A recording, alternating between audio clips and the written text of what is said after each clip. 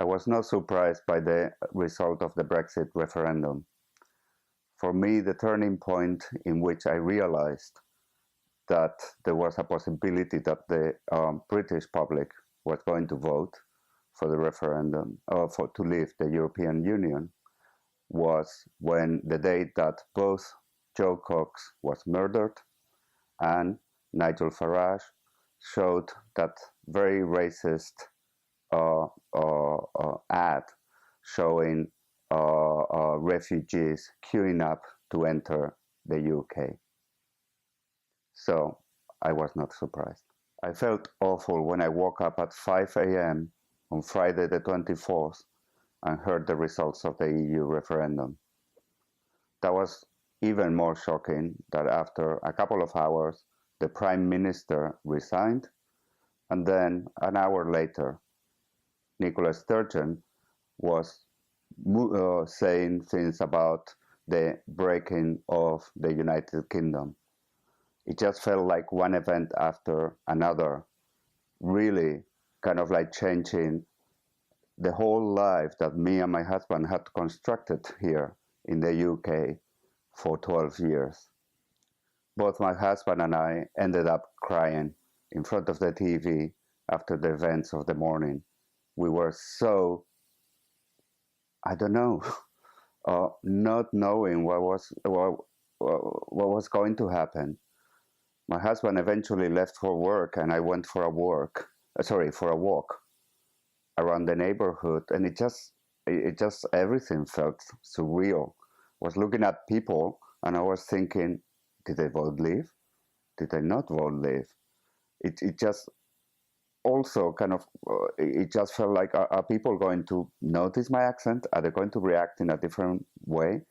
All this coming from the awful campaign, xenophobic campaign that had happened over a few months. So I was just really walking like an automaton. I didn't know what to do. The result of the referendum has not changed the way I feel about the UK, the country I have been living in and that I've loved for the last 28 years. I love this country. And as a result, I want to become a British citizen. However, the situation that we are in has made me more wary about certain things that I can say or not. I'm a foreigner after all. Some people don't like foreigners saying things, having opinions about what the country that we live in, all of us.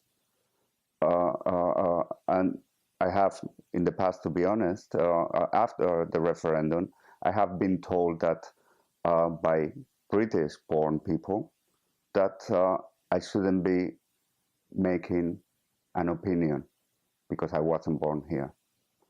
That has really hurt me because I consider this my country too, my adopted country, and I love it to bits. Many events have occurred since the referendum happened in June, like the Tory conference and its racist, or so I would say xenophobic rhetoric.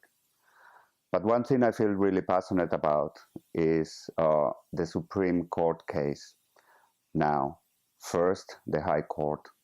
I think we live in a parliamentary democracy, and all decisions that are going to affect to all people living on this land, British and not British, should go through Parliament.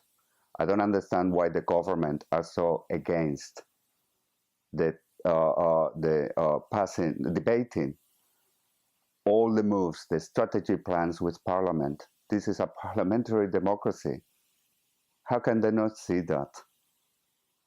The fact that the government has gone to the Supreme Court after the High Court decision, I find it appalling. It's going to delay things. It's going to make things more difficult.